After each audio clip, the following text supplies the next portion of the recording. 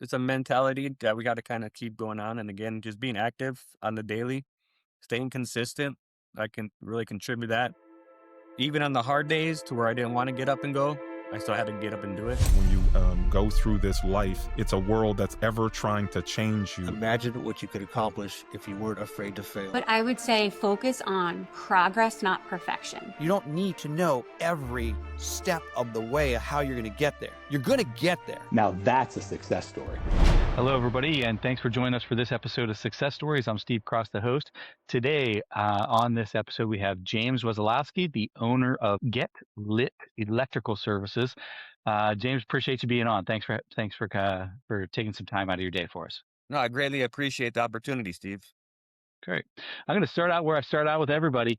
When you look back on your, your journey into being an entrepreneur, your career arc, where does your success story begin for you? Does it begin when you were younger? Does it begin high school? Does it begin last year and you just had some rapid growth? Where's that start for you? Gosh, I want to say probably 10 to 11 years ago when I kind of made that decision just to go on my own, and to want to be an entrepreneur, to run a business.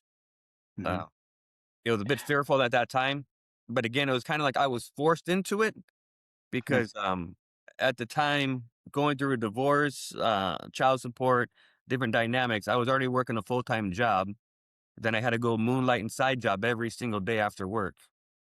And finally came to a point to where, I don't know, I probably did that for about 2, 3 years, just constantly side jobbing every day. And I came to a point, it's like, what are you doing? You can do this full time for yourself and not having to be killing yourself 24 hours a day.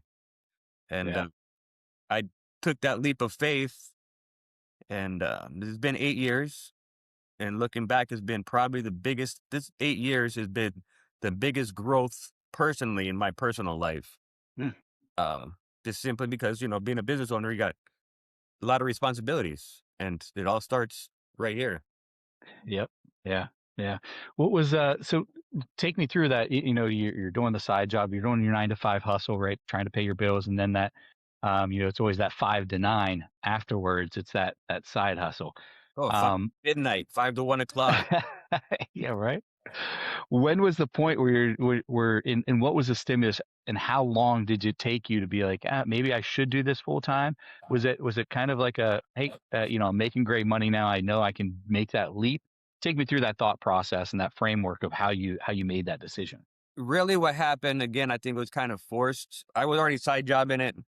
I ended up, the gentleman I was working for ended up sending me to a project in California in Mission Viejo, where he had promised me this bonus and this and that. So I was in Mission Viejo for about 4 months, found out that he underbid the job.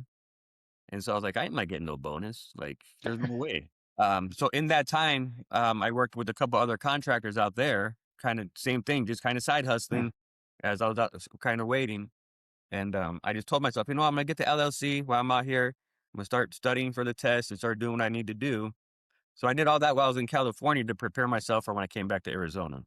It's kind of forced again, because it was like I was in a fight or flight mode. It's like either I'm going to stick this out and live a fearful life, or I'm going to just fight this through and make something happen. And I'm sure there's some questions of, well, if I don't do it now, I might regret ever trying it. Did you have any of those thoughts that crept in? Oh yeah, big time. Yeah, And I think that's just many arenas of life. for We sure. like to procrastinate on a lot of things. And then I'm learning, that's another thing I'm learning more and more too. We got to be on the active. We can't be reactive, waiting for stuff to happen, because we can be waiting forever. Now, in your industry, was there a lot of compliance, a lot of certifications, regulations, and things that you have to do to get going on your own, or is it not very regulated? It's regulated, but it's not as hardcore like on the East Coast. Pretty lenient. They're more lax. But there is testing, obviously, for licensing. All the state tax stuff. They want to make sure you know all that stuff. Every city has codes for when you're doing projects. So it's just a matter. You got the National Electrical Code that we follow, but then every city also has some of their own little. Mhm. This is how we'd like to see it done. Type. Yeah, so it's kind of a moving target depending on where you're at. Always being progressive, understanding what you're doing and where you're at. And every project is different. Now, what was? Give me some highlights or some lowlights when you've been in 8 years now. What was the one where you were like, shit, I did not expect this, or I didn't think about this starting my own business? Where there's, because almost all of us have it, especially if is this your first business that you started? Yes. Yeah. So, There's been a lot. well, Prob- yeah, we all have them. one of the biggest is just simply not understanding the dynamics of businesses. Um, the whole registered trademark is another thing. I ended up registered trademarking Get Lit, which was a major turning point because I had no clue of what even trademarks were. Mm. By the grace of God, I'm walking through a Home Depot parking lot one day. A gentleman's walking out, and he's like, "Hey, is that your van?" I was like, "Yeah." He's like, "Awesome name, man." Blah blah blah. He's like, "You do pool? You guys do electrical and pool stuff?" And I said, "Yeah." So following the week, we went out and did a project for him. We did a couple projects for him, did some pool stuff, and then one day he calls me to come to his house to put some dimmer switches in. And so I'm going through doing dimmer switches, and he starts questioning me.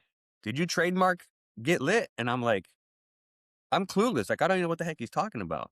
He ends up Yeah. telling me a story about his company called Aquavita, that he ended up trademarking. Like, this guy's on point. He understands business and protection. And so lo and behold, long story short, he tells me a story about what happened with his company. Somebody else using the name. They got into some legal issues. Obviously, he came out the victor because he had the trademark.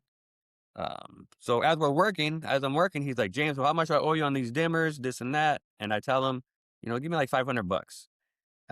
He's like, "Well, how about I do the trademark application for you and I'll give you $300. The trademark application was like $200. So we sat down and he did the application for me. And lo and behold, about a year later, I get the certificate that I own the trademark Get Lit in class 37, which again, I didn't understand. I'm still kind of going through some legal things. There's a handful of them out there right now using the name that I'm having to deal with. So that's another thing on the flip side, but it's such a stretch. Um, I can't really explain. Just understanding now, like it was a major turning point. And having the branding, it's something I've been able to use on Instagram. People love the name. Um, it's been real cool. Yeah. Even Yeah. answering the phone, my secretary, she answers the phone. "It's a great day to get lit. This is Renee. How can I brighten your day?" And people just instantly hear the smile, you hear them laugh on the phone. It's just amazing. Yeah, I bet they light up. Yeah. No pun. But So, yeah, I think the registered trademark was a big thing. And on top of that, I ended up getting into a couple other categories, class 4 and class 21 with Get Lit, which I'm in the process of doing some products, one thing at a time. yeah. Did a children's book. My character, my mascot for the company, his name is Mr. Get You Lit. I love, you ever seen, he's a little lightning bolt guy. I did a children's book with him, been doing safety videos with him. Just kind of use it Really? the mascot kind of. I don't know if you ever remember the little commercial. There was a little lightning bolt called Ready Kilowatt back in the day. Just a little lightning bolt that just had a flash or had a light bulb Oh, nose, whatever. But anyways, lo really? and behold, the guy that created him ended up licensing him out to a lot of the big major like General Electric and Mm. different companies for commercials and for safety. So in the back of my head, I kind of see that vision coming into play, using my character as well. So how many, talk about your growth over those 8 years. Did you have a staff that you brought with you on day one, or how did you No, grow? Kind of where are you at now? I was solo probably the first 3 or 4 years. In the beginning, my wife helped out, with on the phones and scheduling and stuff like that. As we moved forward, her mother passed away. She was there having to take care of her. Um, Ended up bringing on a good buddy of mine. We kind of partnered up for about a year. Then we went our separate ways. He went and started his own company. He's doing very well. As of right now, I'm fluctuating in between 2 to 4 employees, just to kind of depending on what we got going Work. on. Yeah. Hmm. But it's been a roller coaster ride. I'll be honest with you. Yeah. It's nothing like it. For sure, for sure. And now, are you still out in the field? You still working as an electrician, or are you Yeah, strictly both. just like I'm admin? I'm in and out. I'm trying to transition to get ahead of the game to where I'm just out there meeting customers, doing the sales end of it. Mhm. A lot more planning, just trying to get more structure. We're doing some schooling. We got like a class workout coming up on February 21st, where it's just a free event. We've done this a third time, where basically we just put an ad, like a little post on Instagram. saying, hey, free pipe bending switch class, RSVP. So both the first 2 classes, we had 50 students come up, which was, it was an awesome time. So we got another event coming up on the 21st at the shop. Very cool. Yeah. So yeah, just kind of getting the community involved. And out of that too, I met other contractors, other business people that are just, it's like a community. We're all kind of working together and we all have a vision and kind of see this get taken to the next level. Yeah. Yeah. The more you help other people and other companies, you all kind of rise together, right? No, and Seems to always it's work having that that way. standard. Yeah. We can kind of keep that standard in the community of, you know, and it's Yeah. amazing to see how many young people now are wanting to get back into the trades. Yeah, there's been that pendulum swing, right? Let's hope Yeah. they all are trying to get back into it because it's It's underserved, right? great. I'm assuming it's a tough haul for you to like find a labor force. Not really. It's just skilled labor, trying to find the skilled labor because obviously if they're Mhm. skilled, they're already working and have a job. Yeah. And so most time, you're getting people that don't know how to hold a drill or a screwdriver, that they want to come be an electrician. They got the ambition, Yeah. but you got to take that slow process to kind of teach them and train them along the way. Yeah. Do you offer any type of entrepreneur or apprenticeship program or that you bring them on to? Not right off now. I'm still trying to get that structured properly. Like I said, right now we've just been kind of doing these classes, and kind of pinpointing to see. It's kind of an opportunity to see, okay, who's actually eager and hungry and want to learn. They're going to come take their Saturday that they're supposed to have the day off and come out and hang out with us and learn. What are the more difficult things that you're dealing with right now, business wise, that you're still learning or trying to fine tune? You talked about your sales process and marketing outreach, and I feel like delivery is probably the easiest one, right? Because that's what you've been doing the longest of actually executing and producing the work. There any other obstacles or anything, kind of like little hurdles or roadblocks that we can, you can help other people be on the lookout for? Well, when I first started this, I started this with $0. I bootstrapped this from day one. I was probably about 20 grand in debt the first year, got out of debt the first year. Marketing has all been mostly just word of mouth. Um, I really haven't taken the time to pay for ads or any really kind of marketing. I mean, I put flyers and stickers out at restaurants or whatever the case may be, Mhm. but it's mostly I'm shaking people's hand. I'm giving people business cards and talking with people, and so I've seen my greatest return on that, just the word of mouth side.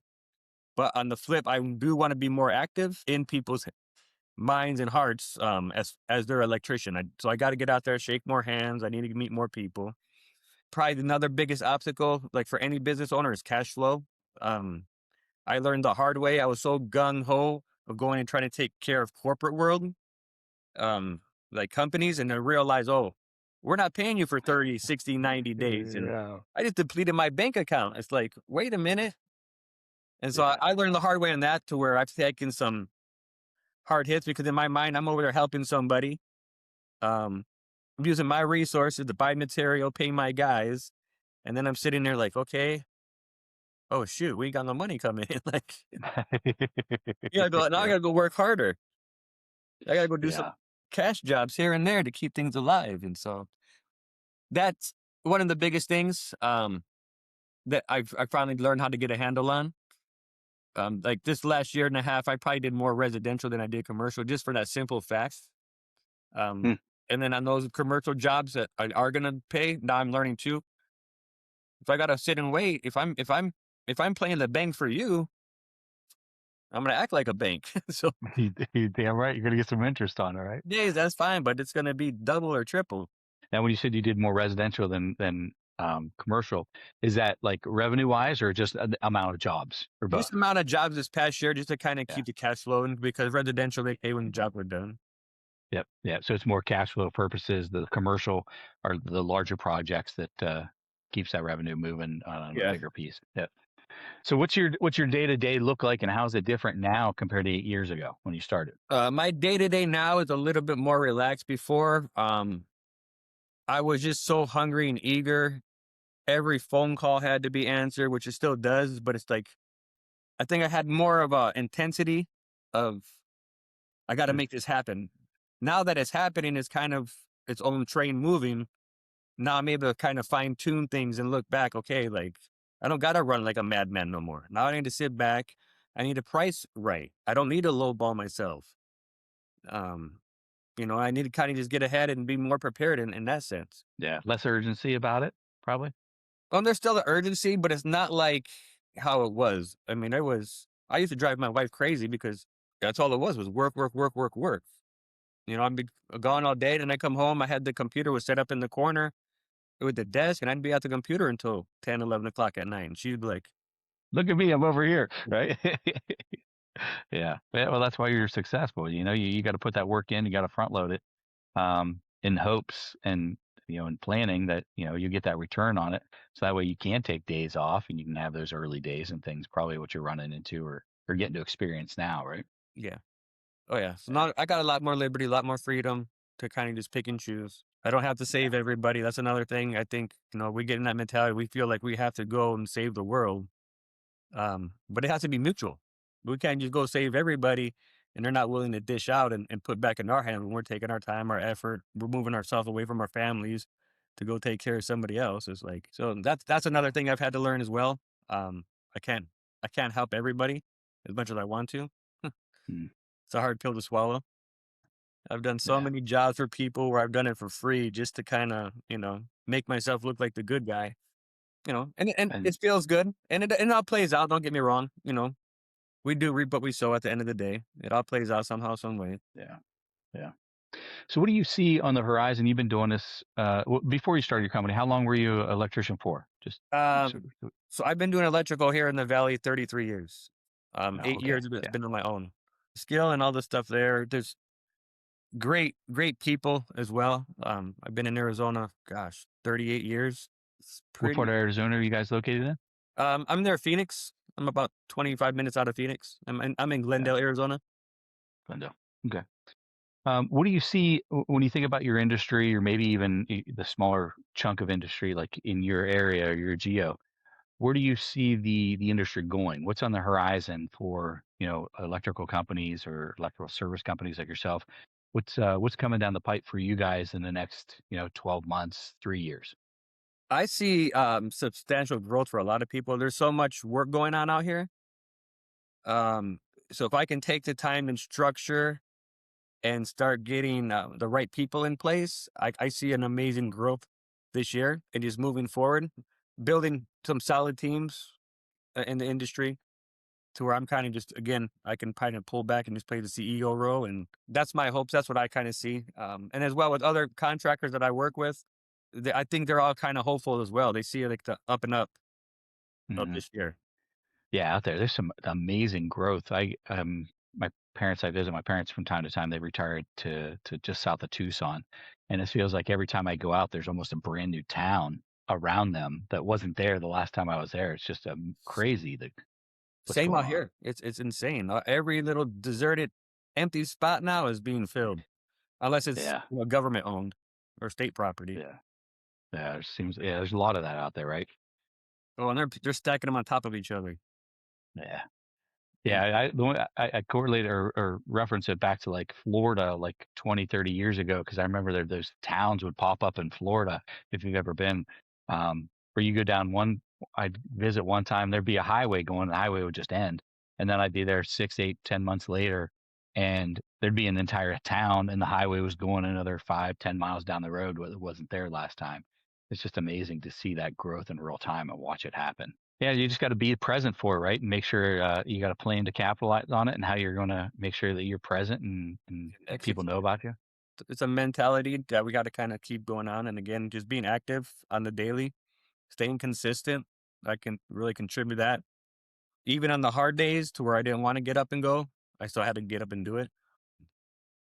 That's kind of me and one of my buddy were just joking about it yesterday because he had a guy called in 2 days in a row with a different kind of excuses. Like, it's funny, man. We could be throwing up diarrhea and we still got to go. We go do it, dude. Like, nothing's going to stop us.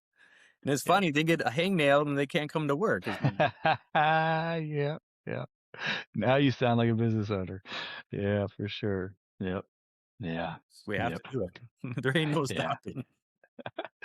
So anybody that was in your position, what advice would you have had for yourself 10, 15 years ago of maybe to make this leap earlier or things to look out for? that would have maybe escalated, made your success a little faster, or started your journey earlier, that you could share with our audience, anybody that might be in your position from back then? As humbling as it is to simply say we don't know everything. So start off slow. I really ran. My wife was always trying to get me to slow down. I had some good customers that would be like, "Hey, James," they kind of seen how the pace I was going. They're like, "You need to kind of slow it down a little bit. You're going too quick here." But in my mind, it's like I felt like I had to. But looking back now, I wish I would have taken their advice and kind of slowed down some. I wish I Mm. would have reached out in other areas that I didn't understand. Again, like the trademark stuff, um, taxes. I mean, another thing, just finding the right people to be around to to help with all that stuff. Because all that stuff behind the scenes is so killer. Um, Yeah. as an electrician, I come in, I know electrical. I don't know taxes. I don't know bookkeeping. I really didn't know phone answering or the computer stuff. Like even this podcast, getting on the computer was a struggle for me today. I'm an Mhm. electrician. I'm the troubleshooter to go out and service, And Yeah. so Yeah. having the right people in place. And I think also the biggest thing, the first person I hired should have been my secretary. I think a lot of times we get out there and think, oh, I got to go find another apprentice. I need somebody to come and duplicate what I'm doing. And I tried that, but I was still having to play the role of secretary and this and that on top of overseeing and being out in the field and this and that. So looking back, and I heard somebody a couple years ago, and that's when they said that, it was so true. I wish my first hire would have been um, an office help, Yeah. just to Somebody take, that you can yep, somebody that can answer the phone, somebody take that that can burden. and take that load Yeah. off. I could have been out there and been probably more successful just getting jobs done instead of spreading myself so thin. Yeah, that's a key one. Yeah, I love the talking about the surrounding yourself with the right people. But when you don't know, you don't know. But just gotta experience it. But that's a great takeaway for somebody that's starting out of, if you're going to make that leap, who are the people and the resources you have around you that are going to be, your biggest fans, your biggest supporters? They're going to help you through the hard times, or the simple questions. You probably have questions that you think of now that you had back then. You're like, wow, I can't even believe I didn't know that when I started. Yeah. Like, but you don't know till you do And it. another thing is simply listening to our customers. I've had some awesome customers that try to, they were business people as well. And so they would Mhm. try to school me, but my pride and ego always got in the way of like, this is this is me, Uh, I wish I would have taken the time to listen to them more. Even so, my birthday just passed in January, and my kids were like, well, who are you going to invite for your party? I picked out 5 of my top customers because, like, they're all business owners, and I was like, "That's who I wanna start hanging around with. They're all millionaires, like, yep, it's yep. a no-brainer. Teach me something, please." I'm at that point now, it's like I'm so humbled of being beat up time and time again. It's like Yeah, for sure. Yeah, there's that saying: if hang around 5 millionaires, you'll be the sixth, or hang around 5 bankrupt people, you'll be the sixth. Yep, Just depends on who you surround yourself with, right? it's Yeah, absolutely true. yeah, No yeah. escape from So, it. so what are some words of wisdom, or code or ethics, or things that you live by and you run your company by, that have kind of guided you to be into on this successful journey that you're on? Love Are you? people, be honest with people, treat people the way I wanna be treated. I think those are probably the top golden rules. Like I tell my employees, our customers are the gold. I'm not pay I'm your boss. I'm not the money man. I'm not the person taking care of you. Our customers are. They're the gold mine. We have to love and treat them with respect. We have to take care of their homes. Treat their homes like our own. And hopefully we treat our homes well. Yeah, yeah, for sure. When you're in an industry where you're being invited Mhm. into the most trusted place, inside somebody's home, you got to treat it with respect. And that's probably how you win and became successful with those repeat customers, when they realize they can trust you to come back over and over again. Yeah, and I look back now, it's just amazing. Like some of the customers I have, like the mansions and places I get to visit and go into, and that they trust me to go. It blows my mind to be honest with you. Yeah, And then there's yeah, times too, it's like, because they depend on me so much. It's like I need a break. But then again, it's communication. They're such great customers, if I actually probably sat and talked to some of them and be like, you know what, I need a week off. I guarantee you, a couple of them might even send me on a vacation. yeah, for If sure. I just voiced it right. Yeah. Yeah, because they've been through it. They understand what you're going through. Yeah, they're human beings too. They've got their Yeah. success stories. They've gone through some hard times. Yeah. Yeah. We have all had our ups and downs. That's for sure. Yeah.